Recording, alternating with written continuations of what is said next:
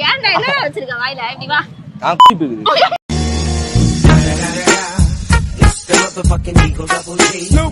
Hi friends, இது உங்கள் SMT 360. நம்ம சேனலோட நோக்கம் மக்களை சிரிக்க வைக்கிறது மட்டுமே. நம்ம வீடியோஸ் பிடிச்சிருந்தா லைக் பண்ணுங்கள், கமெண்ட் பண்ணுங்கள், ஷேர் பண்ணுங்கள். மறக்காமல் நம்ம சேனலை சப்ஸ்கிரைப் பண்ணுங்கள். இப்போ வாங்க நம்ம வீடியோக்குள்ள போகலாம். அப்போ மணியும் இம்பார்ட்டன்ட், லவ்வும் இம்பார்ட்டன்ட். மணி இருந்தால் தான் லவ் இன்னும் பியூட்டிஃபுல்லாக ஆகும்.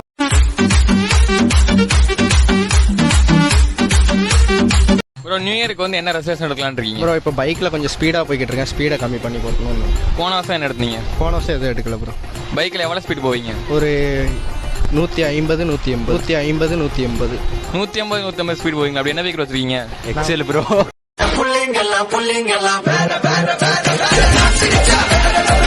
எதை வச்சு சொல்றீங்க?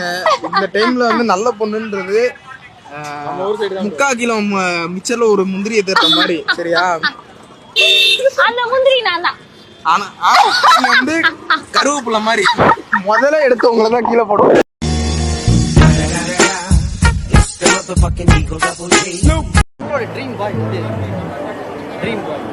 எனக்கு கமிட்மெண்ட் இது பண்ணணும்னு ஆசை இல்லை. அப்படி எனக்கு எதுவுமே இல்லைங்க. எனக்கு கல்யாணம், குழந்தை, ரிலேஷன்ஷிப், கமிட்மெண்ட், அதை படிக்க வைக்கணும், அதை ஒழுங்காக வளர்க்கணும். ஏன்னா என்ன மாதிரி ஒரு அம்மாவுக்கு பிறந்துச்சுன்னா அது எப்படி சுற்றுன்னு எனக்கு தான் தெரியும்.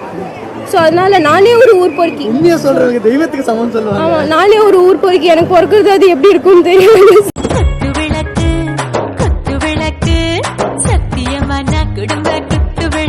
இப்போ நீங்க வேற யாராவது முட்டாள் ஆக்கிருக்கீங்களா உங்க லைஃப்ல? உங்களை யாராவது முட்டாள் ஆக்கிருக்காங்களா? சும்மா விளையாட்டுக்காகவும் இல்ல சீரியஸாவும் எதுவா இருந்தாலும் சொல்லுங்க. முட்டாள் ஆக்குனது என் மாமனாரு. பொண்ணை கொடுத்து முட்டாள் ஆக்கிட்டான்.